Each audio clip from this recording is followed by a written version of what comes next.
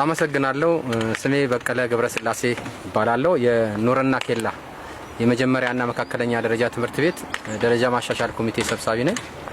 ትምህርት ቤቱ ካሉት መሰረታዊ ችግሮች አንዱ የመማሪያ ክፍሎች እና ሌሎች አገልግሎት መስጫ ክፍሎች እንደነበርና ይህም በማህበረሰብ ንቅናቄ ያሉ ችግሮች ለመፍታት የጋራ ስምምነት የተደረሰበት ሁኔታ እንደነበር እናስታውሳለን። በዚህ መሰረት ወደ 6 የሚሆኑ ብሎኮች ግንባታ እየተካሄዱ ይገኛል። 6 ብሎኮች ግንባታ ተጀምሯል።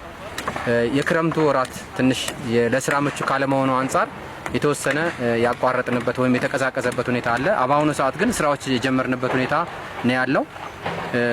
ተግባሩ የምንፈጽመው በዋናነት ከማህበረሰቡ እያንዳንዱ ግለሰብ በሚያደርገው አስተዋጽኦ ጭምር ስለሆነ በዛ መሰረት ባገኘናቸው ሀብቶች ስራ እየሰራን እንገኛለን። አሁን ቆንኩበት ቦታ በአሜሪካ የሚገኙ የአካባቢ ተወላጆችና የልማቱ ደጋፊ የሆኑ አካላቶች በሰጡት ገንዘብ ነው ይሄን እየገነባን ያለ ነው። ይህ ግንባታውን በደረሰበት ደረጃ የመሰረት ስራ አልቆ የሰብስትራክቸርና ሱፐርስትራክቸር ስራ ለማስቀጠል ስራ የተጀመረበት ሁኔታ ነው ያለው። ያሉንን ሀብቶች ተጠቅመን ያለን የሰው ኃይል ተጠቅመን ህብረተሰቡ የሚያደርግና አስተዋጽኦ ተጠቅመን ሀብት የማሰባሰብ የግንባታ ስራውን የማጠናቀቅ ስራ የምንሰራበት ሁኔታ ነው ያለው። እስካሁን በዚህ ስራ ላይ አስተዋጽኦ ሲያደርጉ የመጡ ግለሰቦች፣ በጋራ ተደራጅተው በቡድን ተደራጅተው የመጡ አካላቶች፣ ነጋዴዎች፣ አዲስ አበባ የሚሆኑ ውጭ ሀገር የሚገኙ የአካባቢ ተወላጆችና የልማት ደጋፊዎች ያደረጉልን አስተዋጽኦ እጅግ አድርገን እናመሰግናለን። ቀጥሎ ባለው ጊዜ ውስጥ ደግሞ ስራው በተፋጠነ መልኩ ተሰርቶ ተማሪዎች የመማሪያ ክፍል ችግራቸውን እንዲቀረፍላቸው ለማድረግ እንደዚሁም ደግሞ የመማር ማስተማሩን ሂደት የተሳካ ለማድረግ ክፍሎቹ ገንብተን ለተማሪዎች ማቅረብ ይጠበቅብናልና በቀሪ ጊዜያቶች ሁሉም አካል ቃል በገባው መሰረት አስተዋጽኦ ወደኛ እንዲያደርግና ስራውም በአግባቡ ተወጥተን ለተማሪዎቹ ምቹ ሁኔታ የመፍጠር ሁኔታ አለና ስለዚህ የሚመለከታችሁ የተለያዩ የህብረተሰብ ክፍሎች የሚዲያ ባለሙያዎችም የተለያዩ በሚዲያ ደረጃ መረጃዎች ለህብረተሰቡ የማድረስ ስራ እየሰራችሁ አላችሁ። ከዛም ባሻገር ይህንን አስተዋጽኦ እያደረጋችሁ ያላችሁ ግለሰቦች፣ ቡድኖች ወይም በትብብር የምትሰሩ አካላቶች በቀሪ ጊዜያቶች ያላችሁን አቅም ተጠቅመን ወደ ስራው የምንሄድበት ሁኔታ ነው ያለው። በተቻለ አቅም ሁላችሁንም እስካሁን ለተደረገው ስራ እናመሰግናለን። ቀጣይ ደግሞ ለቀሪ ስራዎቹ የተፋጠነው ስራ መስራት እንድንችል አስተዋጽኦአችሁ እንደበፊቱ እንዳይለየን አደራ ጭምር ነው ምለው። አመሰግናለሁ። ስሜ ወንዶሰን ደጋጋ እባላለሁ። የዚሁ የኬላ ከተማ ነዋሪ ነኝ። የኑርና ኬላ ትምህርት ቤት በ1966 ተመስርቶና ተቋቁሞ ስራ ላይ ገብቷል። ከ50 ዓመት በላይ አገልግሎት ላይ ውሏል። በዚህ ትምህርት ቤት በእርግጥ ተምረን አልፈንበታል። እስካሁን ድረስ በሰጠው አገልግሎት ግን ያው የተዳከመበት ሁኔታ ነው ያለው። እስካሁን በአሁኑ ሰዓት ይህንን ትምህርት ቤቱን ለተማሪ ምቹት ለማድረግ የመማር ማስተማሩን ሂደት ትክክለኛ አድርጎ ለማስኬድ እንዲቻል የክፍል ሁኔታዎች ለማስተካከል እየተሞከረ ሲመጣ ቆይቷል። ሆኖም ግን በጣም አካባቢው ህብረተሰብ እየጠገነም ክፍሎች እየጨመረ ቢሄድም ለተማሪ ምቹና ለትምህርቱ ጥራት ለደረጃ መሻሻል ምንም አይነት ለውጥ ስላላመጣ ባለፈው አመት በ2017 ዓመተ ምህረት ተጨማሪ ክፍሎች እንዲሰሩና ለተማሪው ጥራት ያለው ትምህርት ለማዳረስ እንዲቻል ህብረተሰቡን በማነቃነቅ ወደ ክፍሎች ለመስራት እቅድ ተይዞ እየተሰራበት ይገኛል። በ2017 ወደ እቅድ ሲገባ ህብረተሰቡ ከውጭም ከሀገር ውስጥም የተለያዩ ህብረተሰብ ክፍሎች በዚህ ስራ ላይ እንዲሳተፉና ተጨማሪ 6 ብሎክ ክፍሎች እንዲሰሩ እቅድ ተይዞ ወደ 70 ሚሊዮን ብር በላይ የሚሰባሰብበት ሁኔታ ቃል ተገብቶ ወደ ስራ ተገብቷል። ስራ ከተገብቶ መሰረት ተጥሏል። 6 ብሎኮች እንዳለ ተጀምረዋል። ከ6 ውስጥ 5ቱ በጣም የሄደበት ሁኔታ አለ፣ መሰረት ወጥተዋል። ነገር ግን አንዱ ያው ቢጀመርም መሰረቱ ያልወጣበት ሂደት ነው ያለው። ስራው በአሁኑ ሰዓት ትንሽ ህብረተሰቡ ተነቃንቆ በተነቃነቀበት ልክ ለማስቀጠል ያለው የገንዘብ ሁኔታ፣ የአቅርቦት ሁኔታ፣ የግብአት ሁኔታ ችግር ስለሆነበት በአሁኑ ሰዓት ወደ ኋላ እያለ ይገኛል። ይህ ስራ ለማስቀጠል ህብረተሰቡ የነቃ ተሳትፎ በጀመረው ልክ ካልተሳተፈበት በስተቀር ስራው አልቆ ስራ ላይ ለማዋል እንቸገራለን። በመሆኑም አሁን ስራው ሞላ ጎደል እየሄደ ያለ ቢሆንም ህብረተሰቡ በተነቃነቀው ልክ በቃል በገባነው ልክ በየአካባቢያችን በየድሮች በየቀበሌያችን ቃል በገባነው መሰረት ይህንን 6 ክፍሎች ለማስጨረስ ውጪም ሀገር ያሉ የአካባቢው ተወላጆች አዲስ አበባም ድሬዳዋም ወደ ሐዋሳም የሚገኙና በተለያየ መንገድ ቃል በገቡት መሰረት ቃላቸውን ጠብቀው ስራውን እንዲቀጥል ቢደረግልና ወደ ስራ ቢገባ ጥሩ ነው። ልጆቹ በአሁኑ ሰዓት ያው በጣም ውጪ በሚማሩበት ልክ ዴስክ የላቸውም። ክፍሉ የተሟላ አይደለም፣ ምቹ ሁኔታ የለም። ስለዚህ ይህንን አድርሶ ጨርሶ ወደ ተግባር ለመግባት የተወሰነ ከመሬት ወጥቷል።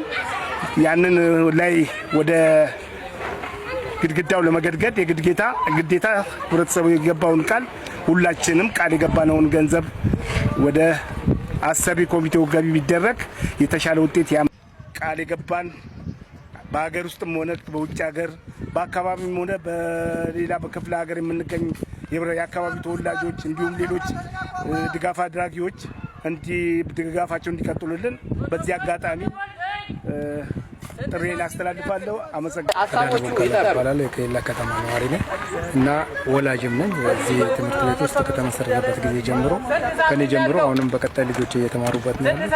አሁን በዛ ልክ ሳይሆን አሁን ያለበት ትንሽ ወረደ ስለሆነ ህብረተሰቡና ማህበረሰቡ ከተማም ያለው ውጭ ሀገር ያሉት ማህበረሰቦች በማዋጣት ስራው የተጀመረው ስራ አሁን ትንሽ የመንገጫገጭ ነገር ያሳያል።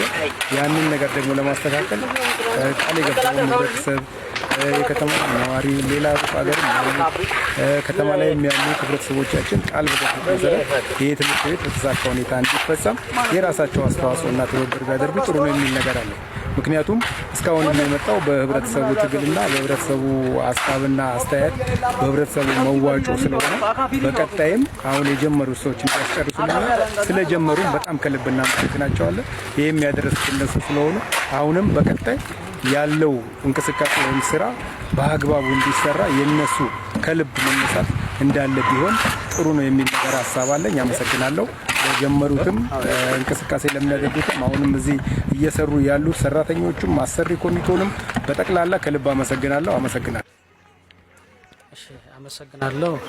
ስሜ መምህር አይችሉም ከተማ ባለው በዚህ በኑረና ኬላ የመጀመሪያና መካከለኛ ደረጃ ትምህርት ቤት የልዩ ፍላጎትና አካቶ ትምህርት ድጋፍ መስጫ ማዕከል ተዘዋዋሪ መምህር ነኝ። እንግዲህ እዚህ ትምህርት ቤት እንደሚታወቀው የትምህርት ቤቱ የ50ኛ ዓመት የብር ኢዮቤልዩ ክብረ በዓል ሲከብር የትምህርት ቤት መሻሻል ኮሚቴ ተቋቁሞ ትምህርት ቤታችን አሁን ካለበት ደረጃ ትንሽ ከፍ ለማድረግ ስራዎች እየተሰሩ ያሉበት ሁኔታ ነው ያለው።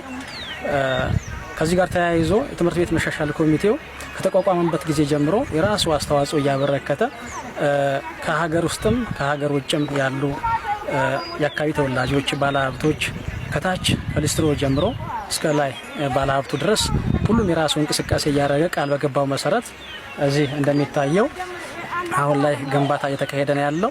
ሆኖም ግን አንዳንድ ክፍተቶች አሁን እየተስተዋሉ ያሉት ክፍተቶች አሉ። ከነዚህ ክፍተቶች አንዱ በተባለው ጊዜ ግንባታው ተጠናቆ በዚህ በያዝነው 2018 ለአገልግሎት እንደሚሰጥ ነበረ ተስፋ አድርገን የጠበቅነው። እንደ ትምህርት ቤት በጣም እየተቸገርንበት ያለው አንዱ የመማሪያ ክፍል እና የአገልግሎት መስጫ ክፍሎች እጥረት ነው። ምናልባት ተማሪው አሁን ላይ ያለበት ነባራዊ ሁኔታ ስንመለከት በጣም አስጊ ደረጃ ነው ያለው። በዚህ በያዝነው ዓመተ ምህረት ምናልባት ከመማሪያ ክፍል እጥረት የተነሳ ወደ 20% አካባቢ የሚሆኑ ተማሪዎች ትምህርታቸውን ያቋርጧል የሚል ስጋት አለ። እንደግል ባለው አጠቃላይ ነባራዊ አሁን ባየሁት ማለት ነው። ምክንያቱም አሁን ተማሪዎች የሚማሩበት ክፍል እጅግ በጣም ከደረጃ የወረደ በተለይም ደግሞ የተለያዩ በአፈር የተሰራና በጭቃ የተሰራ ስለሆነ የተለያዩ ነፍሳት ወደ ክፍል በመግባት ከዚህ በፊት እንደጠቀስ ነው እባብ መርዛማ እባቦች እስከ ክፍል ድረስ በመግባት ተማሪዎች ላይ ጉዳት እያደረሱበት ያለበት ሁኔታ ነው ያለው።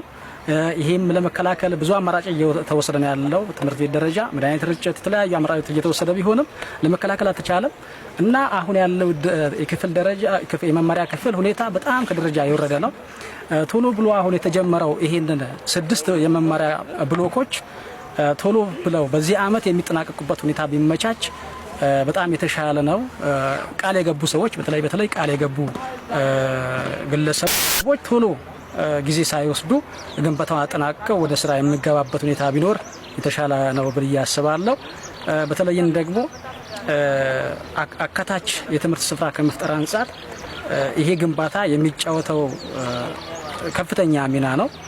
በተለይም ደግሞ የአገልግሎት መስጫ ክፍሎቻችን አሁን ላይ ላይብረሪ የለንም፣ የላቦራቶሪ ክፍል የለንም፣ ሲቀጥል አይሲቲ ሩም የለንም።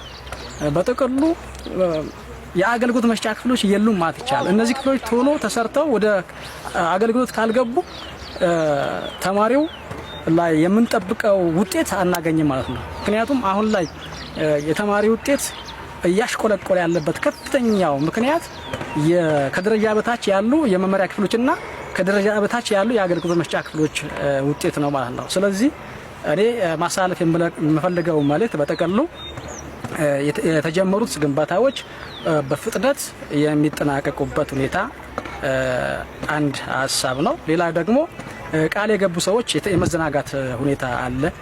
በተለይ አሁን ላይ እንደምናየው የዲያስፖራ ብሎክ ብቻ ነው አሁን እንቅስቃሴ እያደረገ ያለው። የተወሰኑ ተቋርጠው ነው ያሉት። ከክረምቱም ጋር ተያይዞ ከአየር ንብረቱ ጋር ተያይዞ ተቋርጠው ነው የከረሙት በክረምት ወቅት። አሁን ግን ካቆሙበት እንዲቀጥሉ የሚል አደራ መልእክት ነው።